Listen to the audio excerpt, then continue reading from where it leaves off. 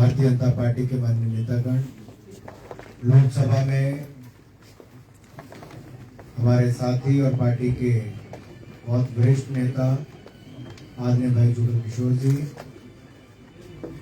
उपस्थित सभी मेरे प्रिय भाइयों और बहनों और मीडिया से आए हुए मेरे प्रिय नेता, अगर बाकी लोग अपना मोबाइल फोन म्यूट पे कर लेंगे तो थोड़ा फायदा मिलेगा। तो बार बार कभी मेरा कभी आपका किसी न किसी का फोन बजता ही रहेगा। मित्रों, 15 अगस्त 2022 को मोदी जी ने लाल किले की प्राचीर से कहा और पंच प्रण की बात की। पंच प्रण में पहला प्रण था विकसित भारत बनाना, छोटा वाला स्टैंड लेके आओ। और डेवलप इंडिया की जब हम बात करते हैं, पांच प्रण में बाकी अगले हैं गौरवशाली इतिहास पर गर्व करना, गुलामी की सोच से आजादी पाना, एकता एकजुटता को बनाए रखना और हर नागरिक को कर्तव्य पालन करना। लेकिन पहला जो विकसित भारत का निर्माण, अगर मैं कहूं हम आजादी का अमृत महोत्सव मना रहे हैं, आजादी का 75वां साल मना रहे हैं, तो इस अमृत काल से ये यात्रा जो है हमारी, ये अमृत काल का पहला बजट है और विकसित भारत के विराट संकल्प को पूरा करने की नींव रखने वाला बजट है। ये बजट गांव का गरीब का, महिला का, मजदूर का, मध्यम वर्ग का, नौजवान का, किसान का, अनुसूचित जनजाति पिछड़ा वर्ग का, मैं कहूं तो समाज के सभी वर्गों का, सबके लिए कुछ ना कुछ लाने वाला बजट है। ये बजट सर्वसमावेशी, दूरदर्शी और पारदर्शी भी है। और ऐसे बजट की भूरी भूरी प्रशंसा देश के कोने कोने से हुई है। और अगर मैं शुरुआत करूं तो आज भारत कहां खड़ा है? पिछले 2 वर्ष जो संकट भरे दुनिया के सामने रहे, आपदा के समय दुनिया की बड़ी से बड़ी अर्थव्यवस्थाओं के सामने चुनौती थी कि अर्थव्यवस्था को बचाएं कि जनता को बचाएं। दुनिया भर के देशों ने पैसे भी खूब लुटाए, लेकिन अर्थव्यवस्था आज भी संकट में खड़ी है। दुनिया के कोने में युद्ध चल रहा है जिसका संकट पूरी दुनिया के ऊपर पड़ा है, चाहे गैस प्राइसेस है, ऑयल है, बाकी रिक्वायरमेंट जो आपकी सप्लाई चेन के वो भी पूरी नहीं हो पा रही। तो इस संकट के समय भी मोदी जी ने जो नेतृत्व देश को दिया है, आज हम गर्व के साथ कह सकते हैं कि दुनिया की सबसे तेजी से बढ़ने वाली अर्थव्यवस्था आज भारत है। इस बात का हम सबको गर्व होना चाहिए। अब भारत कहां खड़ा है? इस बार के बजट में भी 7% विकास दर भारत की कही गई है, जो दुनिया की बड़ी अर्थव्यवस्थाओं में आज सबसे ज्यादा है। तो इसका मतलब हम बिल्कुल सही ट्रैक पे चल रहे हैं। लेकिन 2 वर्षों में हमने क्या किया? मैं बजट पे आऊंगा, लेकिन मैं पिछली भूमिका इसलिए रख रहा हूं, कहां खड़े हैं। बजट के सामने 140 करोड़ के देश में 80 करोड़ लोगों को 28 महीने तक बिल्कुल मुफ्त में अनाज देने का काम 4 लाख करोड़ रुपया खर्च करके किसी ने किया, तो मोदी सरकार ने किया। दुनिया भर के बड़े बड़े अखबार कहते थे कि भारत में करोड़ों लोग भूखमरी और महामारी के कारण मर जाएंगे। आज आप आंकड़े उठाकर देखिए, हमने ना भूखमरी से मरना दिया और महामारी से। 220 करोड़ वैक्सीन अगर मुफ्त में किसी देश ने लगवाई है, तो हिंदुस्तान ने बिल्कुल मुफ्त में लगवाने का काम किया। यही नहीं, 101 देशों को हमने वैक्सीन मैत्री के माध्यम से वैक्सीन देने का काम भी किया। 170 से ज्यादा देशों को हमने दवाइयां, पीपी किट और मास्क देने का काम किया है। जहां हमारे पास खुद पीपी किट नहीं होती थी, हमने आत्मनिर्भर भारत के चलते देश में वो क्षमता खड़ी की। India has become the pharmacy of the world. We have the largest manufacturing capacity of the pharmaceuticals in the world. अब उस दिशा में भी एक्टिव फार्मास्यूटिकल इंग्रेडिएंट्स, जिसको हम एपीआई कहते हैं, रॉ मटेरियल दवाइयों का, वो भी देश में बने। 3 एपीआई हब्स हम देश में बना रहे हैं, आंध्रा में, गुजरात में और हिमाचल प्रदेश में। हजारों करोड़ रुपए की निवेश उसमें आएगा। Now if I have to come back to the budget, सबसे बड़ी बात क्या है, टैक्स पेयर को लगे कि उसने टैक्स दिया तो क्या वो पैसा ठीक खर्च हो रहा है। पहले लोग टैक्स की चोरी करते थे, लगता था यार सरकार में पैसा, राजीव गांधी कहते थे 100 रुपया भेजता हूं, नीचे 15 रुपए पहुंचते, 85 रुपए तो खा जाते हैं। लेकिन आज हम सीना ठोक के कहते हैं कि मोदी जी 100 रुपया भेजते हैं तो 100 रुपया ही नीचे तक पहुंचता है। ये पारदर्शिता और जवाबदेही हमने सिस्टम को, and we have used technology for this, whether it is the Jan Dhan, Aadhaar और मोबाइल, जैम ट्रिनिटी। जनधन खाते खुलवाए 48 करोड़ लोगों के, मोबाइल फोन और डेटा आज दुनिया में सबसे सस्ता है, आधार कार्ड 125 करोड़ लोगों को बनाकर दे चुके हैं। आज किसी के खाते में पैसा जाता है तो जिसका है उसको जाए। मान लीजिए आपके आपदा के समय 20 करोड़ 50 लाख महिलाओं को 31,000 करोड़ रुपया मिला, सीधा खाते में गया, कोई बीच में कोई नहीं आया, एक बटन दबाकर गया।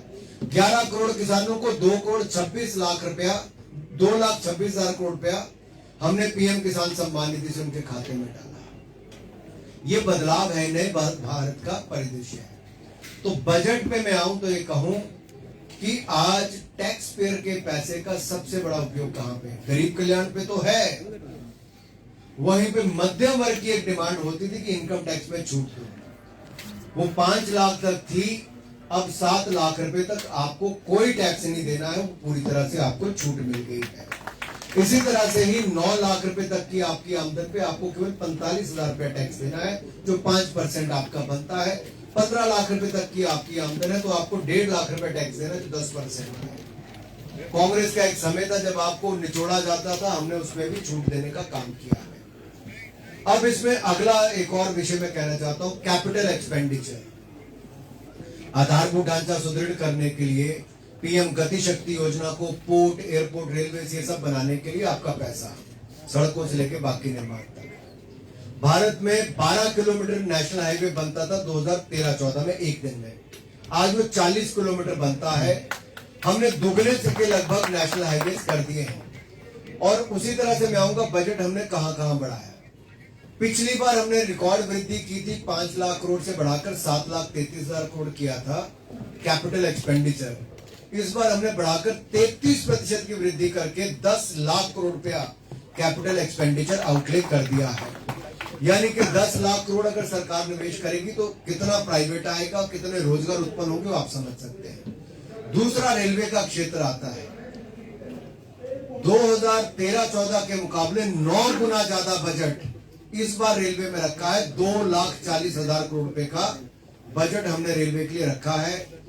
और जम्मू कश्मीर के लिए तो 2009 से 2014 तक 5 साल में 1,000 करोड़ मिला था, हम इसी साल 6,000 करोड़ से ज्यादा जम्मू कश्मीर के लिए रेलवे के लिए रखा है। यही नहीं, प्रधानमंत्री आवास योजना 3.5 करोड़ पक्के मकान हमने स्वीकृत कर दिए। 3 करोड़ से ज्यादा पक्के मकान बनाकर भी दे दिए, जो कांग्रेस 70 साल में नहीं बना पाई थी। और इस साल 79,000 करोड़ रुपए का बजट रखा है प्रधानमंत्री आवास योजना में, जो 66% की वृद्धि पिछले वर्ष से ज्यादा है। यानी कि हर गरीब को पक्का मकान बनाने का सपना भी पूरा कर लिया जाएगा। 48 करोड़ जैसे मैंने कहा बैंक खाते हमने खुलवा कर दिए, तो बहनों के खाते भी खुले। 3 करोड़ से ज्यादा पक्के मकान बनाए, तो किसी के बहन के नाम पे तो किसी के ज्वाइंट खाते में वो मकान है। लखपति बनाने का काम भी 3 करोड़ से ज्यादा लोगों को किया। 6 करोड़ लोगों को पानी का कनेक्शन दे दिया, हर घर को बिजली का कनेक्शन दे दिया। और यही नहीं, जो महिलाओं को रसोई गैस के सिलेंडर की दिक्कत आती है, 11 करोड़ रसोई गैस के सिलेंडर दे दिए। तो जो समय लकड़ी लाने का, पानी लाने का और बाकी सब पे लगता था, उसमें भी बचत हुई, तो उनका आउटपुट भी ज्यादा आना शुरू हुआ है। अब महिलाओं के लिए सेल्फ हेल्प ग्रुप जो है, 80 लाख सेल्फ हेल्प ग्रुप है, जिनकी 9 करोड़ महिलाओं को अब और मार्केट लिंकेज करके देंगे। 20 लाख रुपए तक किसी भी सेल्फ हेल्प ग्रुप को पैसा मिल सकता है अपना काम धंधा बढ़ाने के लिए। टेक्नोलॉजी के साथ जोड़ के मार्केट लिंकेज करेंगे, जैसे हमारे स्टार्टअप्स हैं। It's like making women entrepreneurs. Startup ecosystem Bharat में कुछ भी नहीं था। पिछले 7 वर्षों में हमने युवाओं को अवसर दिए, तो भारत के युवाओं ने 90,000 स्टार्टअप्स आज देश में है। 107 यूनिकॉर्न बनी है, जो लगभग $30 बिलियन उनकी वर्थ, यानी कि 2.5 लाख करोड़ रुपया उसकी वैल्यूएशन है। यही नहीं, आज हम दुनिया का तीसरा सबसे बड़ा स्टार्टअप इकोसिस्टम भारत बन के खड़ा हुआ है। ये हमारे युवाओं ने करके दिखाया है। जो कभी रोजगार मांगता था आज वो रोजगार देने के लायक बना है। इसी तरह से हम महिलाओं की भी भागीदारी इसमें बढ़ाने वाले हैं। कोऑपरेटिव्स की भागीदारी बढ़े। महाराष्ट्र में, गुजरात में कोऑपरेटिव्स की एक बहुत बड़ी भूमिका है, कुछ हिस्से कर्नाटक में भी, मध्य प्रदेश में भी कुछ हद तक है, लेकिन उत्तर भारत में उस तरह से काफी कम है। हम इसको और सुदृढ़ करने जा रहे हैं। कंप्यूटराइजेशन से लेके उनको टैक्सेशन में भी छूट दे रहे हैं, उनको कैश खर्च करने में भी 3 लाख तक की छूट दे रहे हैं। यही नहीं, फाइनेंशियल इंक्लूजन की जब हम बात करते हैं तो उसके बहुत सारे उदाहरण आपके सामने आगे नजर आएंगे। बैंक खाते खोलने से लेके बैंकों में पैसा जमा कराना, वुमेन एम्पावरमेंट की जैसे मैंने बात की, सेल्फ हेल्प ग्रुप की। अब महिला सम्मान बचत पत्र सेविंग स्कीम हम एक लेकर आए हैं। 2 लाख रुपए तक अगर कोई महिला, कोई युवती पैसा जमा कराती 2 साल के लिए, तो उसको 7.5% ब्याज मिलेगा, जो अपने आप में बहुत अट्रैक्टिव है, तो बहुत अच्छा है। और बुजुर्गों के लिए भी जो 15 लाख रुपए तक की लिमिट थी पैसा बचत करने की, अब उसको बढ़ाकर 30 लाख रुपए तक कर दी है, उसमें भी उनको राहत दी गई है। मित्रों, यही नहीं, अगर एक एक वर्ग को देखेंगे, युवाओं की बात करूं, when we talk about future work 4.0 की भविष्य की रोजगार कैसा होगा, तो artificial intelligence, internet of things, 3D printing, coding, ये सब उसके विषय होंगे। अब उसमें आपके बच्चे नहीं भी पढ़े तो उनको स्किल इंडिया के माध्यम से प्रधानमंत्री कौशल विकास योजना के अंतर्गत प्रशिक्षण देने का काम किया जाएगा। लाखों लोग बच्चों को मुफ्त में किया जाएगा। 47 लाख युवाओं को स्टाइपेंड देने का काम भारत सरकार करेगी। 30 स्किल इंडिया इंटरनेशनल सेंटर खोलने का काम हम करने जा रहे हैं और 3 centre of excellence artificial intelligence पे हम खोलने जा रहे हैं। ये अपने आप में भविष्य का रोजगार देश और विदेश में दोनों के लिए अपने युवाओं को तैयार करने की बात है।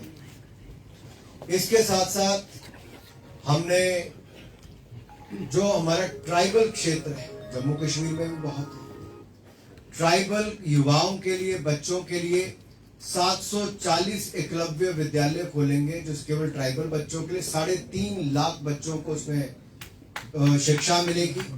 38,000 टीचर्स की उसमें नियुक्ति की जाएगी। इन युवाओं को उस तरह से अच्छा प्रशिक्षण और अच्छा आगे बढ़ने का अवसर भी मिल पाएगा। मित्रों, पहले जब हम इनकम टैक्स रिटर्न दायर करते थे तो लगभग 93 दिन उसका आईटी रिटर्न का प्रोसेसिंग टाइम होता था, केवल 16 दिन रह गया है। और इनकम टैक्स रिफंड जब मैं एमओएस फाइनेंस था, मुझे याद है 2019 से 2021-22 तक मैं देखता था पुरानी सरकारों के समय चलते कई बार साल, 1.5, 2 साल तक इनकम टैक्स रिफंड नहीं आता था। हमने उसको बहुत जल्दी कर दिया, उसको भी जल्दी करने का काम कर दिया है। यही नहीं, जो अंत्योदय के परिवार हैं या जो प्राथमिक श्रेणी वाले, हमारे ऐसे प्राथमिकता वाले परिवार हैं, अभी उनको अगले 1 साल के लिए भी जो हर महीने अनाज है वो बिल्कुल मुफ्त मिलेगा। उसके लिए भी 2 लाख करोड़ रुपए का प्रावधान मोदी सरकार ने इस बजट में कर दिया है। यही नहीं मित्रों, हम जम्मू कश्मीर को तो सेना का पता है, कांग्रेस के टाइम पे तो 10 साल तक ना बुलेट प्रूफ जैकेट दी गई, ना स्नो बूट दिए गए, ना स्नो सूट दिया गया, और यहां तक कि लेटेस्ट हथियार भी नहीं दिए गए।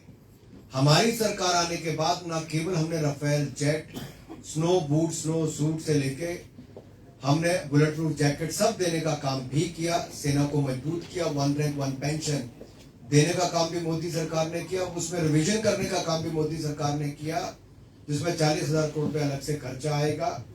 यही नहीं, भारत दुनिया का सबसे बड़ा हथियारों का आयात करने वाला देश था।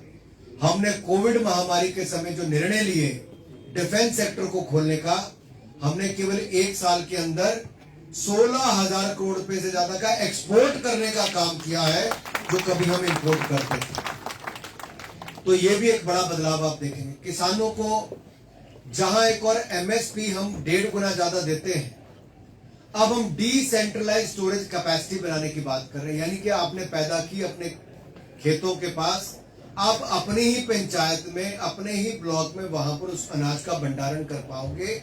आपको ट्रांसपोर्टेशन, एक तो उससे ट्रांसपोर्टेशन बचेगी, दूसरा उसकी जब सही समय आएगा किसान ई नैम सुविधा के माध्यम से उसको बेच पाएगा, या ऑनलाइन मंडी में या वैसे बेचे तब भी बेच पाएगा और बेहतर दाम पे बेच पाएगा। ये भी किसानों के लिए अलग से सुविधा है। फिर 20 लाख करोड़ रुपए का प्रावधान किसान क्रेडिट के लिए हमने किया है। उसमें पशुपालन, मत्स्य पालन, दूध उत्पादन यानी कि एनिमल हस्बेंड्री, डेयरी और फिशरीज इसके लिए है, जिनमें उनकी क्षमता को बढ़ाने के लिए उनको क्रेडिट अवेलेबिलिटी ज्यादा रहेगी। 6,000 करोड़ रुपए की सब स्कीम तो हम केवल फिशरीज डिपार्टमेंट के लिए लेकर आए ताकि इसका उत्पादन भी ज्यादा बढ़ सके। यही नहीं मेरे भाई और बहनों, ये सेंट्रलाइजेशन के अलावा हमने 11 करोड़ किसानों को, जैसा मैंने पहले कहा, 2,26,000 करोड़ रुपए हम पहले ही दे चुके हैं। श्री अन्न करके हम एक योजना लेकर आए हैं मिलेट्स पर। इंटरनेशनल ईयर ऑफ मिलेट 2023 गिना गया। ये भारत ने शुरू करवाया, यूनाइटेड नेशन से मंजूर करवाया। जैसे योग को हम 21 जून को मनाते हैं योगा दिवस के रूप में, वैसे मिलेट्स को, मोटे अनाज को, ज्वार, बाजरा, रागी, ये सब, ये ज्यादा पोषक आहार भी है, न्यूट्रिशन वैल्यू इसमें ज्यादा है और छोटा किसान इसको पैदा करता है।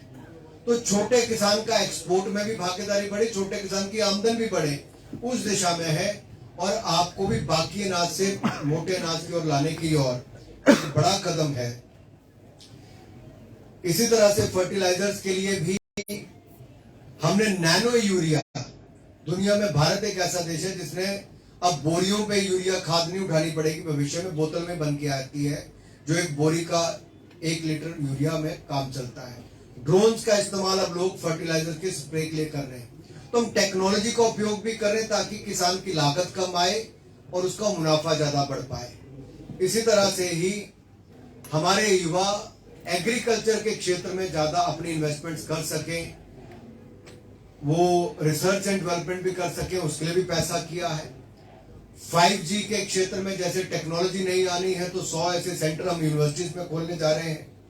फिर पीएम विश्वकर्मा कौशल सम्मान यानी कि पीएम विकास, इस योजना को लेकर आए हैं। जो हमारे आर्टिजन्स हैं, शिल्पकार हैं, उनको टेक्नोलॉजी के साथ जोड़ना, नई सुविधाएं देना, मार्केट के साथ लिंक करना, एप्लीकेशन के साथ जोड़ना, ताकि वो बनाएं भी और बेचें भी और बेहतर दाम भी पाएं। पीएम विकास योजना का लाभ भी उससे वो उठा पाएंगे। स्टार्टअप इकोसिस्टम ने बहुत बड़ा योगदान दिया है। अब 1 साल के लिए उनको इनकम टैक्स में छूट दी गई है। अपने लॉसेस बुक कर पाएंगे वो भी छूट दे दी, और लॉसेस को कैरी फॉरवर्ड कर सकते हैं वो भी छूट उसने उसको दे दी है। और कृषि स्टार्टअप फंड भी 2023 के लिए उसको भी हमने 1 साल का विंडो दिया है। हमारा सूक्ष्म लघु उद्योग MSME sector, micro small medium enterprises, आपको याद होगा कोविड के टाइम पे 5 लाख करोड़ रुपया emergency credit line guarantee scheme ये हम लेकर आए थे। आज तक आजाद भारत में बगैर किसी गारंटी कोलेटरल के बैंक ने कभी पैसा नहीं दिया। मोदी सरकार में, मुझे याद है, मैं उसमें वित्त राज्य मंत्री था, मैंने घोषणा की थी। उस समय बैंक वाले बुला के 20% एडिशनल वर्किंग कैपिटल देते थे। आज उसका लाभ ये मिला, उद्योग बंद भी नहीं हुए। आपके जो 100 से कम कर्मचारियों वाली संस्थाएं थी, उनको 15,000 रुपए तक प्रति कर्मी देने का काम भी भारत सरकार ने किया। उसका लाभ ये मिला, उद्योग बचे भी, बड़े भी।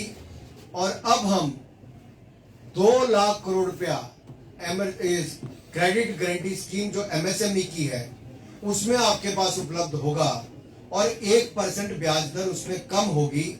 ये भी आपको लाभ होगा, इससे आपका उद्योग भी बढ़ पाएगा, आप उसका फायदा भी उठा सकते हैं और आपको कोई गारंटी इसमें नहीं देनी पड़ेगी। मित्रों, इसी तरह से ही अग्निवीर स्कीम हम लाए।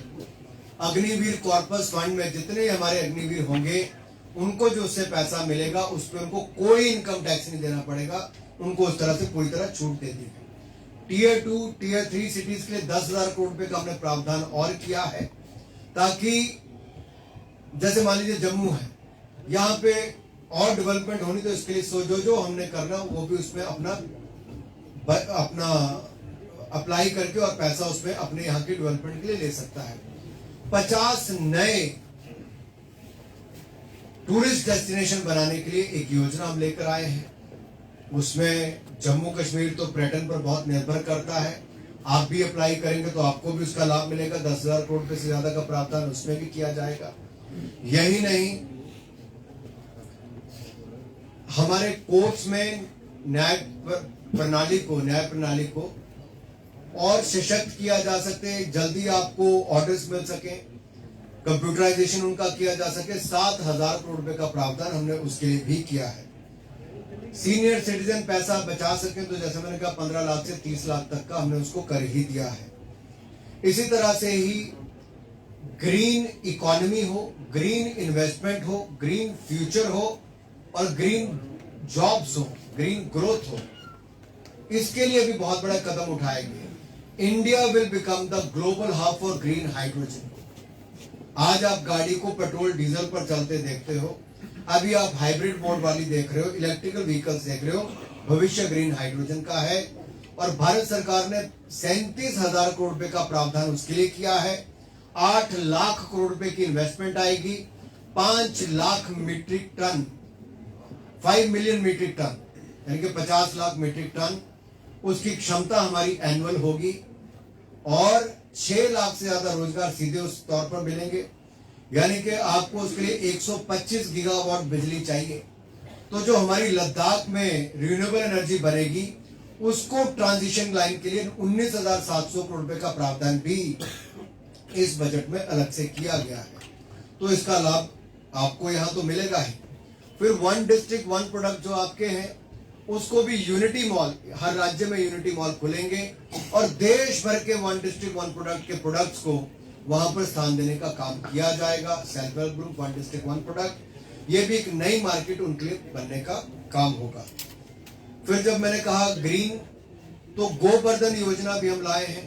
वेस्ट टू एनर्जी, 500 ऐसी जगह पर उसको 500 सेंटर्स अलग अलग बनेंगे जहां वेस्ट टू एनर्जी का काम किया जाएगा। 10,000 करोड़ रुपए का प्रावधान इसमें भी किया है। मित्रों, मैं संक्षिप्त में इतना कहूं, मेरा अभी यूनिवर्सिटी में प्रोग्राम है, मुझे वापस जाके उन्ना भी प्रोग्राम करना है। रखा तो मैंने आज पूरा दिन जम्मू का रखा, लेकिन इन 5 घंटों में मेरे 5वां प्रोग्राम हो जाएगा। लेकिन फिर जल्दी वापस आऊंगा। इतना ही कहूंगा, ये बजट जैसा मैंने कहा गांव का है, गरीब का है, महिला का, मजदूर का, मध्यम वर्ग का है, नौजवान का, किसान का है, सभी के लिए, अनुसूचित जाति जनजाति पिछड़े के लिए है। ये नए भारत को विकसित भारत बनाने का बजट है। ये सर्वसमावेशी, दूरदर्शी और पारदर्शी बजट है। और मैं तो कहूंगा ये अमृत काल से स्वर्णिम काल की ओर ले जाने वाले बजट है, उसकी नींव रखने वाला बजट है। और आज भारत ने पिछले 8 वर्षों में जो 2014 में प्रति व्यक्ति आय थी उसको दुगना करने का काम किया। केवल 8 वर्षों में भारत 8 वर्षों में दुनिया की 10वीं नंबर की अर्थव्यवस्था से दुनिया की 5वें नंबर की अर्थव्यवस्था बना। जिन अंग्रेजों ने हमारे ऊपर 200 साल राज किया, इंग्लैंड को बछाड़कर आज भारत 5वें नंबर की अर्थव्यवस्था बन गया। जम्मू वालों को खुशी कम हुई लगती है। भाई और बहनों, यही नहीं, आप पिछले कुछ वर्षों में जम्मू कश्मीर में देखेंगे आपको बदलाव नजर आएगा। मैं एक फटाफट आपको बताता हूं 2013 के और 2022-23 के आंकड़ों में क्या फर्क है। 2013-14 में यूपीए का आखिरी साल में गिन रहा हूं, अपने 8वें साल का आज का बजट बता रहा हूं। कृषि में 21,933 करोड़ का बजट था, अब बढ़कर 1,25,000 करोड़ का 5 गुना। गृह मंत्रालय का बजट 52,504 करोड़ का था, बढ़कर 1,56,000 करोड़ हो गया, 1,96,000 करोड़। डिफेंस का बजट 2,03,000 करोड़ था, बढ़कर 5,94,000 करोड़ हो गया। सड़कों का बजट, हाईवे का बजट 25,860 करोड़ था, बढ़कर 2,70,000 करोड़ हो गया, 10 गुना ज्यादा। रेलवे का बजट 63,363 करोड़ था, बढ़कर 2,40,000 करोड़ हो गया, ग्रामीण विकास का बजट 80,000 करोड़ था, बढ़कर 1,60,000 करोड़ हो गया, दोगुना। ट्राइबल मंत्रालय 4,280 करोड़ का बजट था, बढ़कर 12,461 करोड़ का बजट हो गया, 3 गुना ज्यादा ट्राइबल। शिक्षा का बजट 80,000 करोड़ था, बढ़कर 1,12,000 करोड़ हो गया। ऐसे में आपको खेलों का बजट भी उस समय 1,000 करोड़ था, बढ़कर 3,397 करोड़ हो गया। तो लगातार हर क्षेत्र में बजट बढ़ाया ही है। हेल्थ में भी, हेल्थ में 37,330 करोड़ का बजट था, जो बढ़कर 88,936 करोड़ का बजट हो गया। तो कहीं पे कोई कमी नहीं छोड़ी, लगातार बढ़ाने का काम ही किया। भाषण तो मैं बजट पे बोलूंगा, अगला 1 घंटा और दे दूंगा, लेकिन आपकी भी सुनने की क्षमता नहीं है। लेकिन इतना जरूर कहूंगा मित्रों, इसको जन जन तक पहुंचाने की जिम्मेदारी आपकी है। आप अपनी दुकान पे, फैक्ट्री पे, घर पे, गांव में जहां बैठे, महिलाओं से जुड़े विषय पर आप अपनी सूची बताएं कि हमने आज तक क्या उपलब्धियां हैं और अब क्या डाल दिया है। युवाओं के लिए हमने फ्यूचर वर्क्स के लिए क्या किया है। मैं कुछ इन्फोग्राफिक्स आपके पास छोड़ जाऊंगा, आप सबको कॉपीज करवा के दे सकते हो। हर कोई अपने एक एक वर्ग की एक एक कागज आपको चाहिए होगा, आप उसमें ले सकते हो। मान लीजिए विवाद से विश्वास हम लोग स्कीम लाए थे, जहां पे आपके टैक्सेशन के जो मामले थे उसमें आपको पिछले मुकदमे हमने आपके खत्म किए और देश के लाखों ऐसे मुकदमे खत्म हुए। अब हम इसमें एमएसएमई सेक्टर के लिए लाए हैं कि कोविड के समय जिनकी 95% तक की भी अमाउंट फोरफिट हो गई थी, जो अपना कॉन्ट्रैक्ट पूरा नहीं कर पाया कई कारणों से, अब उसका पूरा पैसा वापस भारत सरकार करने की इसमें बात कहती है। यह अपने आप एक बहुत बड़ी राहत आपको सेटलमेंट कॉन्ट्रैक्चुअल डिस्प्यूट के लिए आपको हो रही है। ऐसे बहुत सारी आपको इसमें योजनाएं देखने को मिलेंगी, क्योंकि बैंकिंग सेक्टर को भी हमने सुदृढ़ किया है। और ये सारे मैं आपके पास रविंद्र रैना जी के पास, माननीय अध्यक्ष के पास छोड़कर जाऊंगा, ताकि आप सबको बांट भी सकें, जिसको जो जो चाहिए होगा उस क्षेत्र के सब दे सकें। ये हर डिपार्टमेंट की एक एक इन्फोग्राफिक्स इसके बने हुए हैं। इन्वेस्टमेंट अपॉर्चुनिटीज कहाँ है, क्या क्या है, वो सब आपका आएगा। आप सब ने मुझे बड़े धैर्य पूर्वक रूप से सुना। मैं आप सबका बहुत बहुत आभार प्रकट करता हूँ। जय हिंद, जय भारत।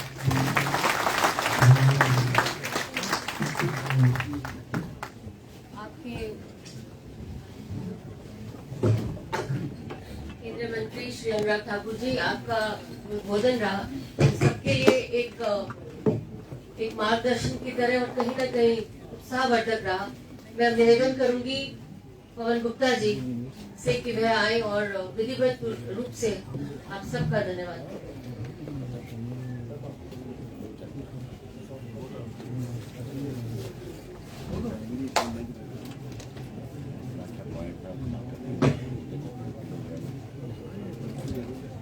मंच पर विराजमान हमारे बीच में हमारे भारत के सबसे युवा और ऊर्जावान मंत्री आदरणीय श्री अनुराग ठाकुर जी, उनके साथ में ही हमारे युवा और ऊर्जावान हमारे पार्टी के अध्यक्ष जम्मू कश्मीर के आदरणीय श्री रविंद्र रैना जी, हमारे टीम के मेरे को कन्वीनर आदरणीय सुनील सेठी जी, राजीव जी, हमारे अभिजीत जसरोटिया जी, जीएन मीर जी और हमारे अरुण गुप्ता जी।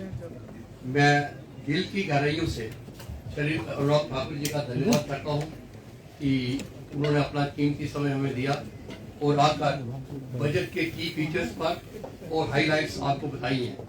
ये बजट जो है ये सर्वस्पर्शी है, समावेशी है और इसने सोसाइटी के हर सेक्शन को एड्रेस किया है। ट्रेड एंड बिजनेस के हर सेक्टर को एड्रेस किया है, इंडस्ट्रीज को एड्रेस किया है और जो लोगों के बहुत सारे ग्रीवेंसेस थे उनको एड्रेस किया है।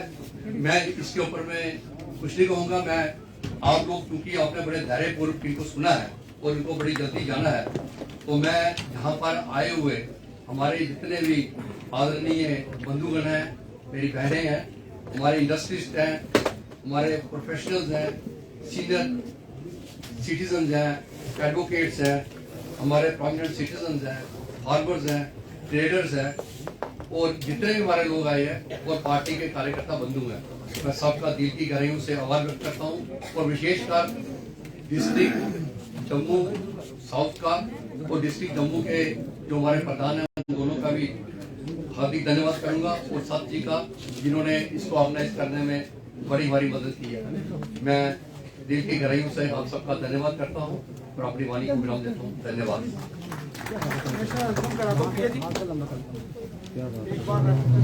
अब सबसे निवेदन है कि राष्ट्रगान के साथ हम इसका समापन करें। उससे पहले प्लीज एक क्वेश्चन पुट करना चाहती हूँ सर से। जी बताएं।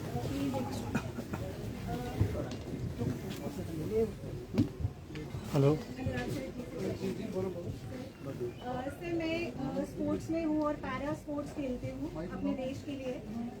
लेकिन जो सबसे बड़ा एक चैलेंज हमारे सेक्टर को आता है, स्पेशली एबल सेक्टर को, वो ये है कि हम लोगों को बहुत ज़्यादा स्पेंड करना पड़ता है अपने आर्टिफिशियल लिम्स पे, या जो भी हम एड्स लेते हैं उसके लिए। अब जैसे मैं अपने ही प्रोस्थेटिक की बात करूँ, मेरा अपना प्रोस्थेटिक 10.5 लाख का आता है और उसके ऊपर इस पे GST चार्ज किया जाता है। तो आप इमेजिन कर सकते हैं अगर एक अमाउंट ऑलरेडी इतनी हाई है। डिमांड क्या है? सर मेरी डिमांड ये है, एक तो पहले इस पे GST चार्ज नहीं होना चाहिए, सेकेंडली हमारे ये प्रोडक्ट्स इंश्योरेंस में कवर नहीं होते। तो अगर छोटा सा भी डैमेज इसमें होता है तो हमें आगे आपके दो विषय GST पे नहीं होना चाहिए, दूसरा इंश्योरेंस वाले पे। इंश्योरेंस सर कोई सेक्टर थैंक यू कृतिकाली, थैंक यू। क्यों आप सभी राष्ट्रगान करेंगे? शुरू कर। जन गण मन अधिनायक जय हे भारत भाग्य विधाता, पंजाब सिंध गुजरात मराठा द्राविड़ उत्कल बंगा, विंध्य हिमाचल यमुना गंगा, उच्छल जलधि तरंगा। तब शुभ नामे जागे, तब शुभ आशीष मांगे, गाए सब जय गाथा, जन गण मंगलदायक जय हे भारत भाग्य विधाता।